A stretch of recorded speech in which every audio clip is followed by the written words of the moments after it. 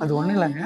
நீங்கள் கர்த்தருடைய சமூகத்தில் நல்லா கனெக்ட் பண்ணிட்டு அமைதியாக இருங்க. அவருடைய சமூகத்தில் அமைதியாக இருந்து உங்கள் ஆவியை கொஞ்சம் அடக்கி அமர பண்ணுங்க.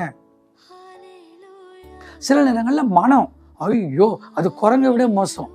ஆத்மாவை என்ன பண்ணணும் தெரியுமா? பால் மறந்த குழந்தைய போல தேவ சமூகத்தில் கொஞ்சம் உட்கார வச்சுட்டு என்ன காரணம், என்ன விஷயம் அப்படிங்கிறத யோசிச்சு பாருங்க. கொஞ்சம் பேசாமல் இருங்க. மனுஷன் வாயை திறக்கும் போதெல்லாம் அவன் இருதயத்தை திறக்கிறான்.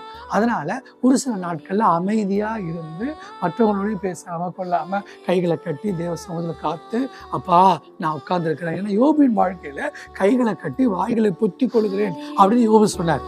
அதனால சில நேரங்களில் ஆத்மாவை கொஞ்சம் அமைதியாக வச்சிருந்தோம்னாலே நமக்கு ஒரு தெளிவு வந்துடும் தன்னால.